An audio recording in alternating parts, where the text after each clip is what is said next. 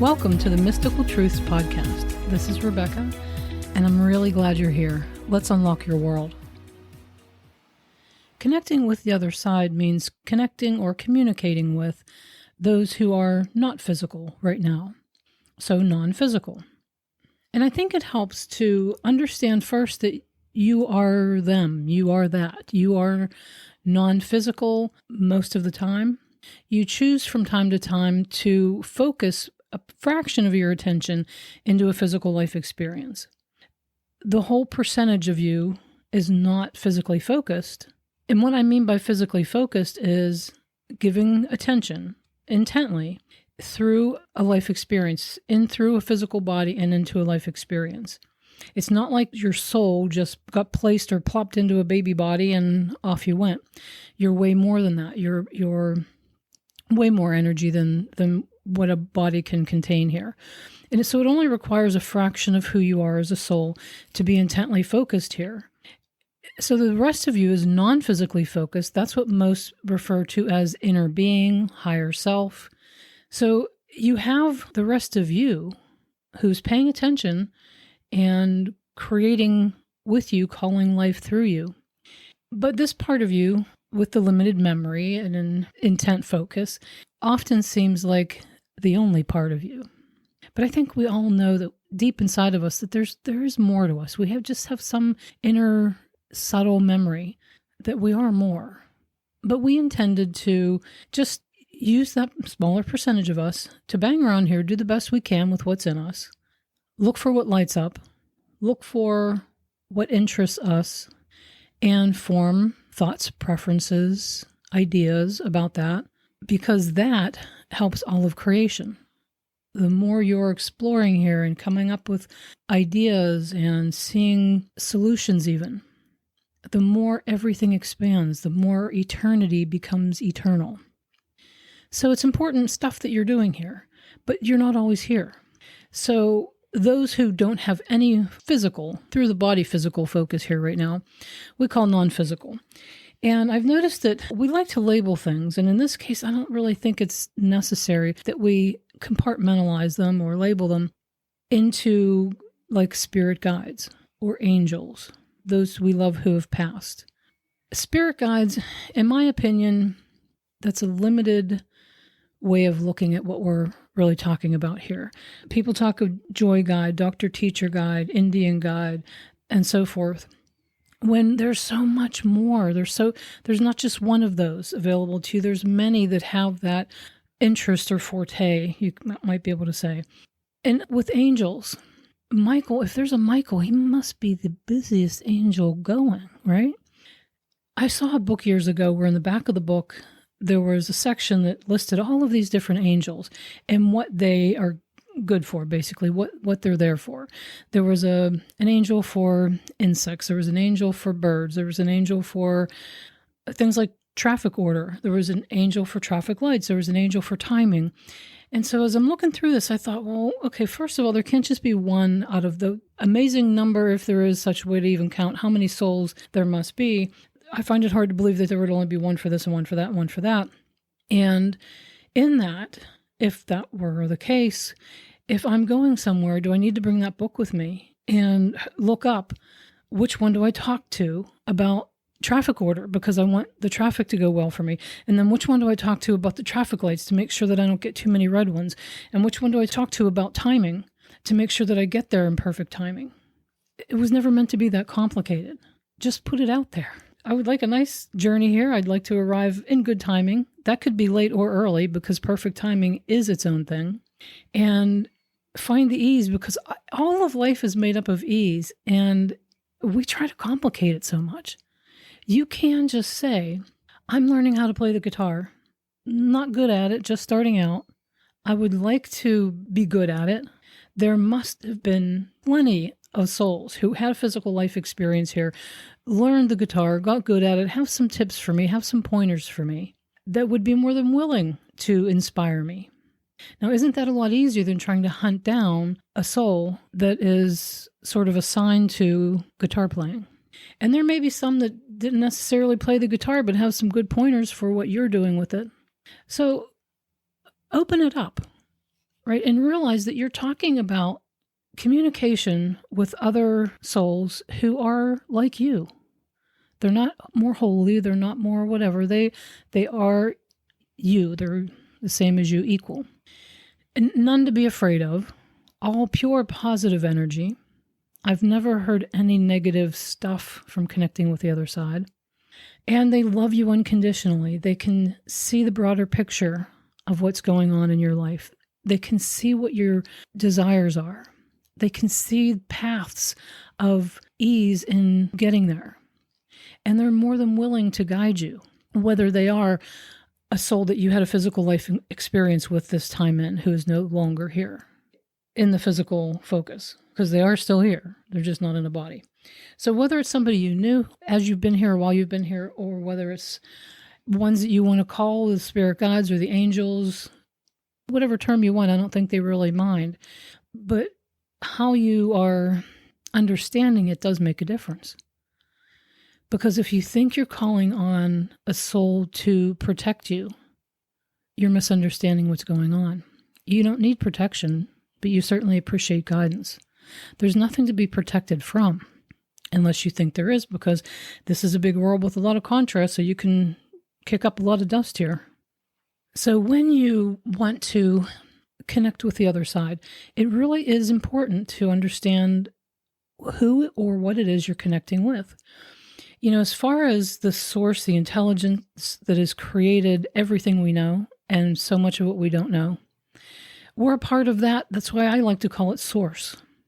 God has a lot of different conditioned beliefs in there. We're not talking about a man on a throne with a staff or some kind of whatever like that. We're talking about an intelligence that is pretty difficult for us to understand right now, where we're at in this human development. But if you think about it, there has to be some kind of really awesome energy, intelligence that is orchestrating and has been orchestrating for however many billions of years. And not just here either. We have galaxies upon galaxies, and we are all a part of that. So automatically, you're connected. Automatically, you can communicate. You don't have to have a special talent or a gift. It is just who we are. Now, the other side is always communicating with us. Listening, replying, listening, replying. That stream of communication is always available. We don't have to pray and wait for it. We don't have to ask questions and then hope eventually something will show up in response to that. It's a steady stream. So that communication, that listening and replying is happening on their end all of the time. On our end, we often ask or say what we want to say, but many forget how to listen. When we pray, we're not listening. If you want to look at it this way, we pray all the time. In other words, we pray, we have natural desires. When you look at anything you're going through, when you think about somebody you spent time with here that is no longer there, that's the asking, that's the letting all of creation know what I would like or what I want, what I'm curious about. That's always happening. But at some point, you have to have enough calmness in yourself or ease in yourself to be able to get even a whiff of what's being offered from them. That's why meditation is so helpful. It doesn't have to be a big deal. Just find a comfortable place, focus on something that feels good until you kind of are not having any real thoughts, at least not resistant thoughts. And just do that for 10 or 15 minutes and then get back up and go on with your day. It doesn't seem like you got much out of that, but I guarantee you do. It will become easier if you do that about 10 or 15 minutes a day, 20 tops. It'll become easier for you to find that place where communication happens as you practice that. Not even practice it, just do it. Just find that sweet spot and just hang there for a little bit. That'll help you throughout the whole rest of your day as you want to co-create in this life with them. You also can appreciate.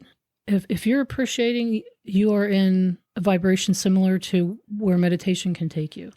And that's just pure positive love. When you're appreciating something, there's no doubt, there's no lack in it. Gratitude has lack in it. I'm grateful that I have this food because I could be starving otherwise, right?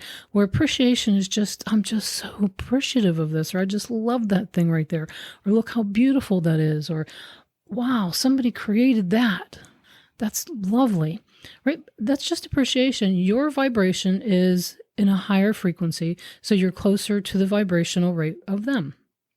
When you're frustrated or mad or just being ornery or picky or something like that, you are in a lower vibration. You're further away from the energy that you're wanting to communicate or connect with. So more often than not, think on purpose, think of ways to feel really good. Now, before I go into a little bit more about that, let's talk a little bit more about who they are and what they do. So they are not physical right now. They are paying attention, loving and caring everything that's going on here, not judgmental at all. Even the ones you knew here as people, any negative aspects of them are not part of who they are. They're the best parts of who you knew here and a whole lot more. So all of them helping all of this, we're all just a part of way more than what we understand from this physical perspective right now. And fully trusting that everyone that focuses into a physical life experience right now has free will and can do it. They are not looking to interfere. They're not looking to tell you what to do or what not to do. They're not even looking to tell you what's definitely going to happen and what definitely is not going to happen, because you have free will. And you're always redeciding things. You're always rethinking things. And even if something is not really going well, they can guide you to a better version. And they don't see anything as bad. So if your boss yells at you and tells you you're fired, they don't see the upset. They have the broader vision to be able to see why that could be a good thing. What else could be lined up for you if you'll just relax for a minute and let more of that guidance show you. Those you have known in physical here really just want to say, I love you. I am enjoying still being a part of your life. The conversation did not have to end. It doesn't have to end at any point. Still here. We just have to communicate a little differently. It's more subtle oftentimes. So do they have opinions about what you should or shouldn't do? Do they not like the person you're with like they did when they were here? No. None of that. They have a broader view now. They understand why we do the things we do. And all they want is our joy. They want our expansion and our fun. So when people say to me, I'm suffering because that person is no longer with me anymore, what I always hear back from the other side is, why? Why would you let the fact that I was with you for part of your experience here be the reason that ruins the rest of yours? And we know that's accurate because if they were still here and you had passed, you know you'd be watching saying, just please go on and be happy. I really want for you to feel good and be happy. I don't want the fact that I was with you for a while, even a long while, to ruin the rest of the party here for you. So who they are, we could say, are friends who love us and are very happy to be a part of the process here. And they are anyway, even if you don't know they are. So what do? They, like I said, they guide you, they show you, they teach you. Use the language that speaks to how this really works. So say the words like, show me how to figure out this guitar thing. Right? Teach me about this guitar. Guide me to other people here who would be good for me to interact with as I'm learning this instrument. Do you see what I mean? So you're not saying, do this for me. You're not saying, take away this pain that I have or fix this problem that I have. You're saying, I just got fired and I don't know what to do for a second here. I don't like it, and you don't have to like it, but that doesn't mean it doesn't have good stuff in it. So you can say, I really don't like the way that just happened, but there has to be, and you'll hear me say this a lot, there has to be honey in it for me. So help me look for the honey. Not even help me look for it. I'll be aware. Just guide me.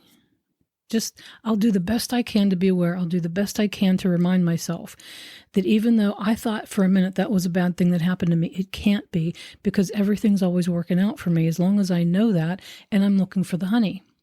Now you've got a communication that you can work with here.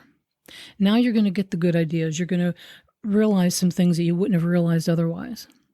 You're going to sync up with people that you would not have otherwise. Because if you're busy thinking about that was a terrible thing that happened to me, it shouldn't have happened to me, why don't they tell me what to do? Why doesn't my mother come through and help me with this? She would have if she was still here. Why isn't she now? They're there. You're the holdout. You're the one that has shut down the communication in a case like that. When if you would just relax and wait for it and be playfully curious, you're going to notice some things. The communication often is subtle, and that's why I'm sure most people either miss it or discard it when they do get it. You know, it's very common for people to see items, pennies, feathers, maybe buttons if that was important to them or something like that. It's common because they know how to get to you. And they're not looking to fix your life. They're not looking to be physical in your life anymore. They're not looking to have you want to talk to them constantly. You're here to have this life. You're here to focus here. You know, that would be like if we took a beautiful trip to Hawaii and the whole time we're in Hawaii, we are on our computer and our cell phone communicating with people back here and checking in with everybody on Facebook and what's going on back home, keeping up with the family, the friends. You come back from the trip and everybody says, how was Hawaii? I don't know. It was good. I was mostly just trying to catch up with everybody back here the whole time. So you kind of get how that analogy fits, where you're here to do what you're here to do. And you're not here to be a certain job or a mother or a father or a whatever. You're here to just think thoughts that have never been thought before from your unique perspective. And they love being a part of that. So they do that sort of dance with us. We have free will. We're on the leading edge. They're paying attention. And they know that we are in a limited memory. We're in a limited understanding. So it's really helpful to have that backup, isn't it? Especially to have your own inner being. Most of you who is not fully physically in this game like you are. But you're still connected. These connections are never severed. So as you navigate here, you're not navigating alone. You're never doing this alone. And I know sometimes it feels like you are. But that's when you need to remind yourself that I'm just trying to do this by myself. And this is not an easy place to be if you cut yourself off from that guidance. And you can see what that looks like in people who have way cut themselves off from that guidance. You know, just recently I was putting some really nice quality sticky paper, or whatever you call it, stuff down on a shelf. I was lining this awkward sort of place to get to shelf. And I was having a hard time with it. And I was getting frustrated. And I thought, okay, hold on. And I just stood there for a minute and I said, okay, let's do this together. Now, I already knew they were there more than willing to do this with me. I was the one who was thinking I was doing it on my own. So just reminding myself of that, we're doing this together. Within a second, I got this brilliant idea to realign something on the back of the paper and got it into this space. The corners finally lined up well. The whole thing went down and was placed in a matter of a few minutes. Perfectly.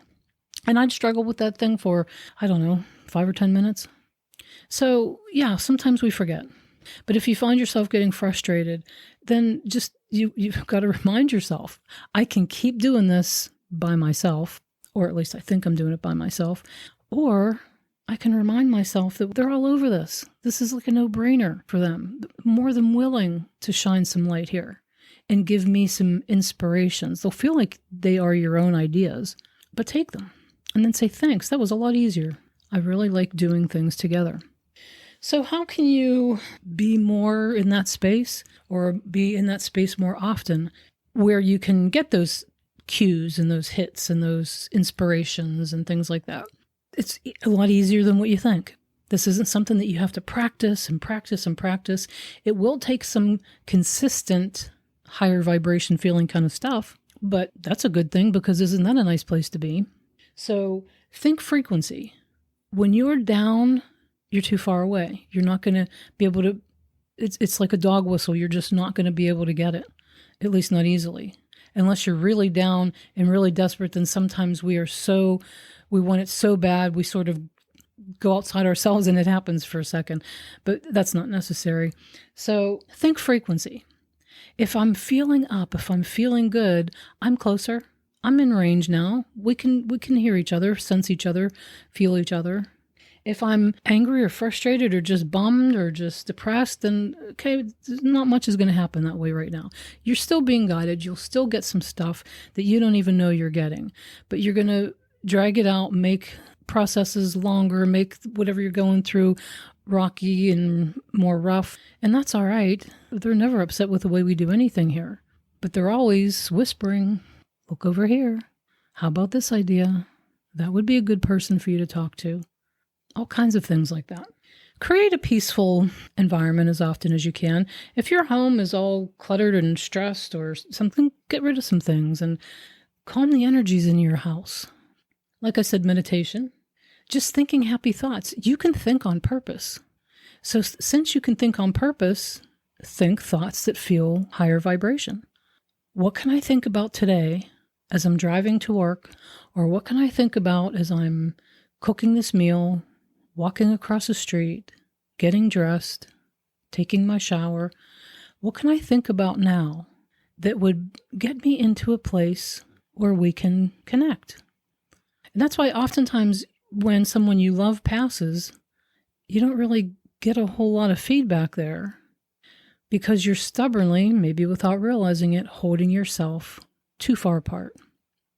When you're missing them and feeling sad and feeling some sort of way, even if it's, well, you promised me you'd come through, or are you? When you're feeling any of that stuff, it's not that they're not offering. It's just that you can't sync up with it. So in that case, you're doing it to yourself. You're the one, right, who is impeding the communication. And it's all right. It takes an adjustment. When death is a wonderful thing, by the way.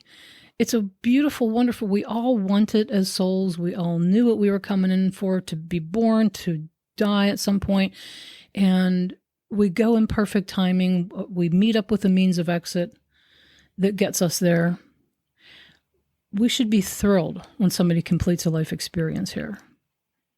But instead, we've made it in most cases, we've made it a torturous thing.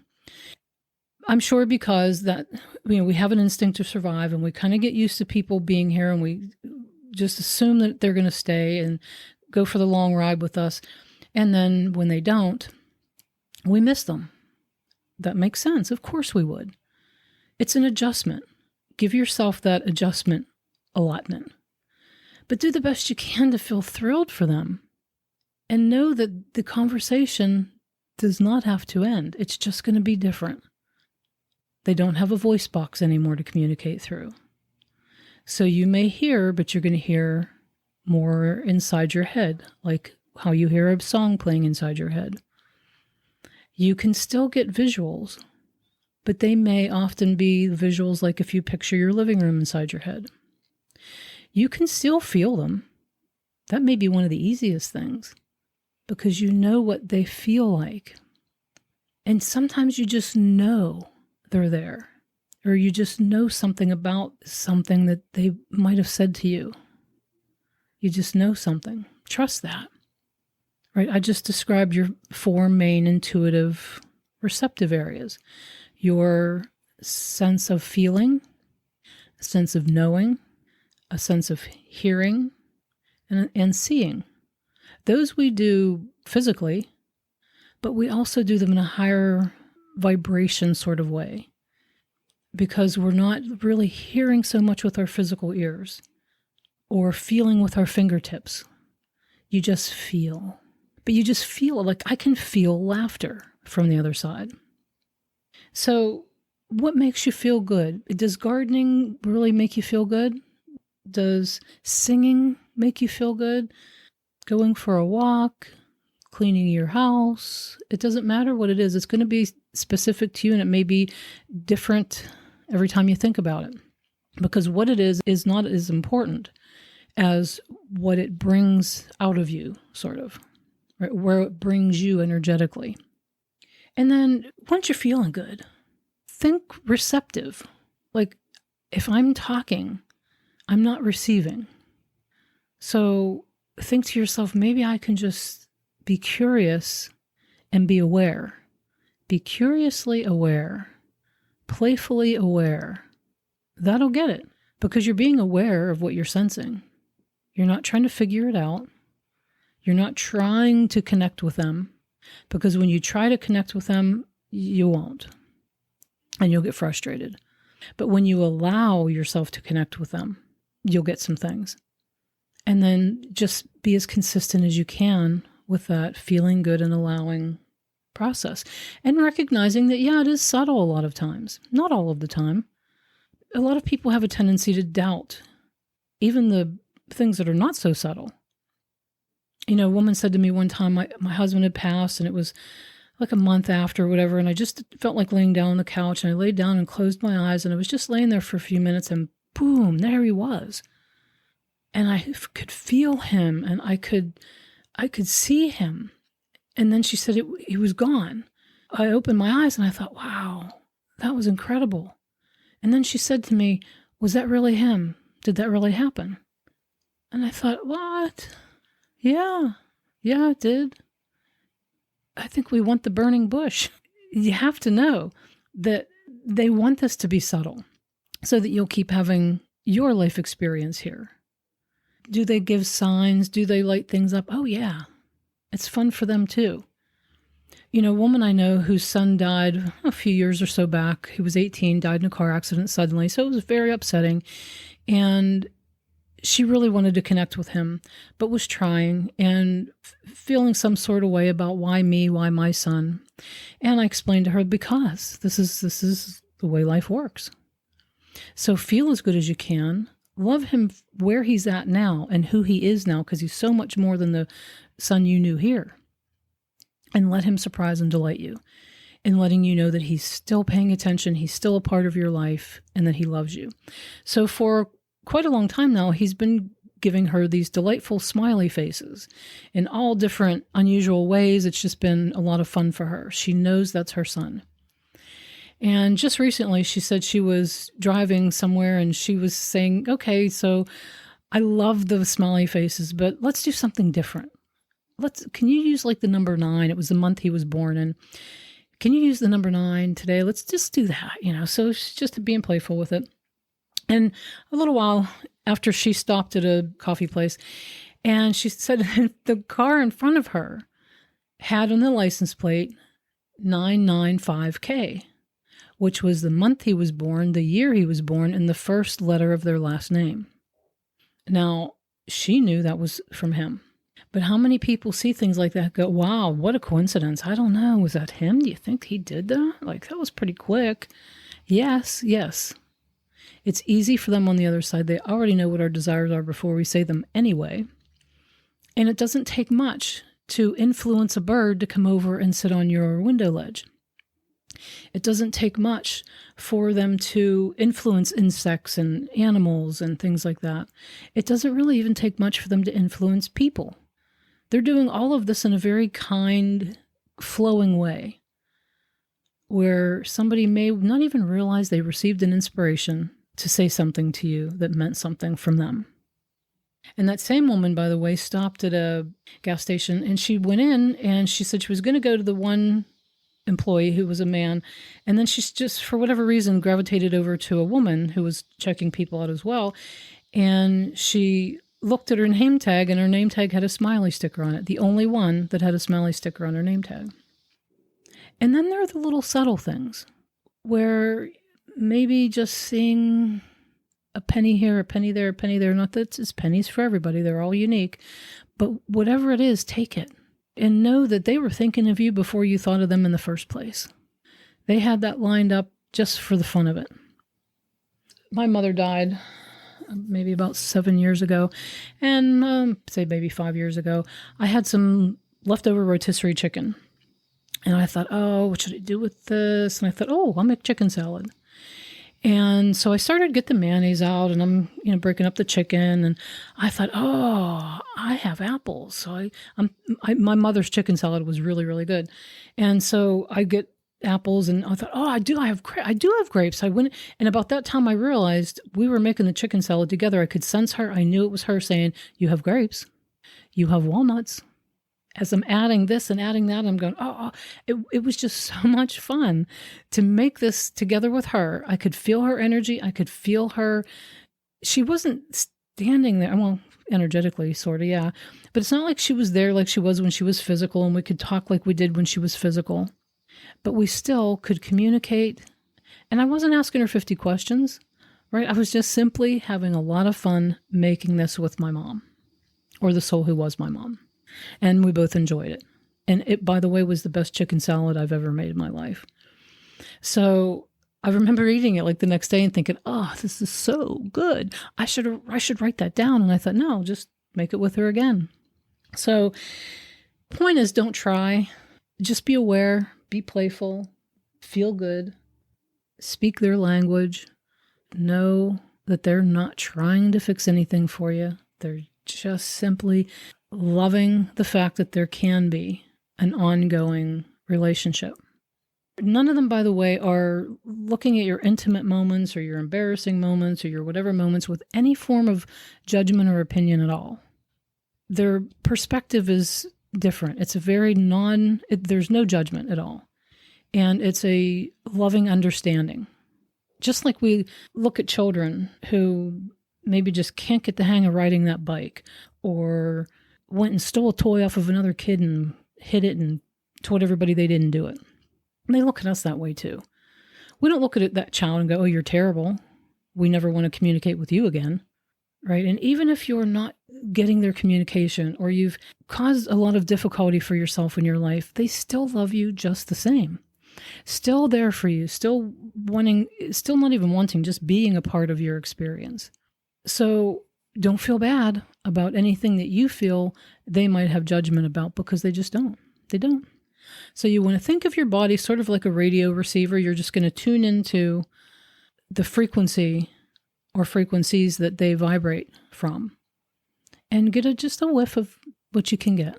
It's not necessarily always a clear, precise connection, but you can get there enough that you'll get some stuff and it'll make sense to you. And you just have to appreciate that if you want to feel really good about this and keep that ball rolling. Another comment too is that, the information as it comes from any of those on the other side, not only can be subtle, but it can be quick and fleeting. So if you think you missed it, or you sort of have a doubt about, was that my brain, was that them, just let it come again. Just let it come, even if it's a little different version of the same thing, just they'll repeat. And when you do wonder, was that me thinking that, or was that them? Well, one way to tell that is if it felt good, it's them. If it felt bad or felt weird, or that's you. Now, can you have your own feel-good thoughts? Sure, but I'm sure they're always blended with them anyway. So if it's a positive thing, especially if it feels, I always described it as like, it just feels a little more sticky. Like it's just the kind of stuff that sticks with you a little bit.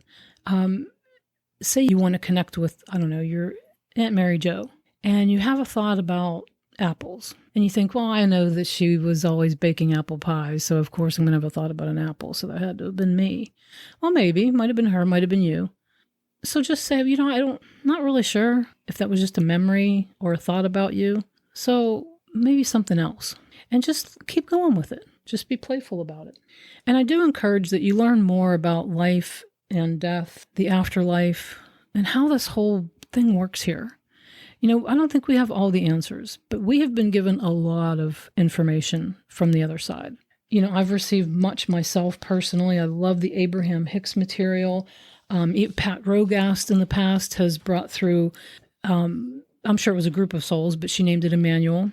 All positive, really good stuff. And Emmanuel, by the way, was asked the question, what does it actually feel like while we're dying? And they said, dying is akin to having been in a rather stuffy room where too many people are talking and smoking, and suddenly you see a door that allows you to exit into fresh air and sunlight. It's truly much like that. Matter becomes less dense, consciousness becomes less restricted, colors become more vibrant, sounds more pleasant. All the senses finally released from the heavy cloak of the physical body take flight with song. So how can that be bad? What are we afraid of? And if that's so good, those that you have not known in a physical experience must also be that. Because in all the years I have studied this and connected with the other side, I have never received any bad, negative kind of stuff. It's all been pure, positive love, encouragement, support, information, explanation. So if you have a question, why do bad things happen to nice people? Ask them that. They'll make sure that you get the answer in different ways. Years ago, I had studied so much about the other side and, all that, but there was that whole evil topic, and I just didn't want to go there because my fears had been conditioned about it. But I got to a point where I thought, I can't know this and I can't teach this, especially if I don't understand that. I have to know what that's about. So I just put that question out there. Is there a source of evil? Is there something that we should be protecting ourselves from? Is there something that can take advantage of us or cause danger to us, insert danger or bad times or whatever craziness into our world? I really wanted to know. So that was a genuine question. I wasn't demanding the answer. I wasn't even afraid of the answer. And the answer came and just continued to come. And I got to understand more and more how there is no thing to be afraid of. There's no thing.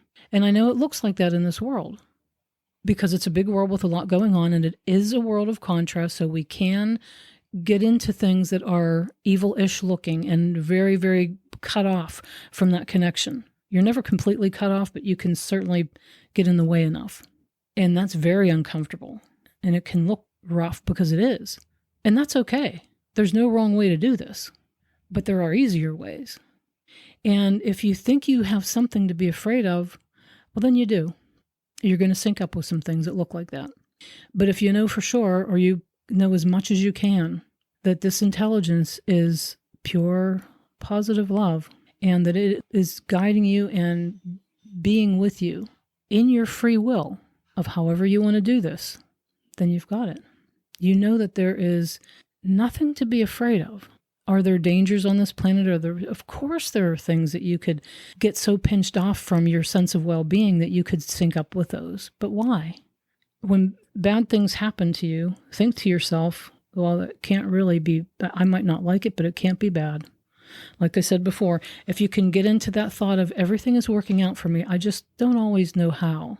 But I know that it has to be because I am loved beyond my ability to comprehend that. So I'm looking for the honey in this. I'm looking for the honey in that. I'm looking for the love in that. And if I can't see it, I will. Because I'm not looking for the trouble. I'm not determined to say this is bad. I'm not determined to say I'm not guided and loved. So connecting with the other side is basically an understanding of who they are and what's really going on here. Knowing that you are that, and that it is not a gift. Some souls just felt easier connection that way would be better suited for whatever they came in for in this life experience. Just like some being really good at guitar thought that would be a good part of what they were coming in for. We might not all love playing an instrument or want to play an instrument, but we are all connected to the energy that you're wanting to communicate with. So as soon as you put the ease in that, you'll start to get a little more and get a little more. And then you'll understand a little more. You'll believe a little more. And you may still have periods where you think, I don't know, I'm not really getting this connection thing. It's all right. Just wait a sec. This isn't the time for it then. There are other things for you to focus on right now. And when it feels better, then get back to that connection stuff. And like I said, you can live a co-creative life here where you're aware of the guidance from source a lot, but you're not hyper-focused on connecting with the other side. Right? Just let the connection be. This is what happens with the creatures on this planet. One of my favorite examples that I use is the birds just know when to fly, south or north. They just know. They're not getting a memo or having a meeting about, okay, Tuesday, 3:00, we go. They're just so much in that guidance, in that flow, that they just go. The squirrels know when to start looking for nuts and putting them in places where they can find them later, right? Even the creatures know how to take care of their babies, right? They have babies and they know what to do with them. They don't have to go to a hospital or get a midwife. So appreciate that. Just look at that and say, okay, yeah, that's right. Life is that easy, and life can be that synchronized for me if I'm knowing that and when I'm appreciating that. So I hope this has helped you get a little more in touch with connecting with the other side, which almost is, I get why we say that, the other side of life, the other side of physical, but there aren't really two sides. We're all in this together. There's no real separation going on here. So that's all I have to say about that. If I have given you some insight that you think might be helpful to someone else, please like, share, pass it on, tell 10 people. You can find me at mysticaltruths.com. And for now, happy, joyful, easy, flowing connecting.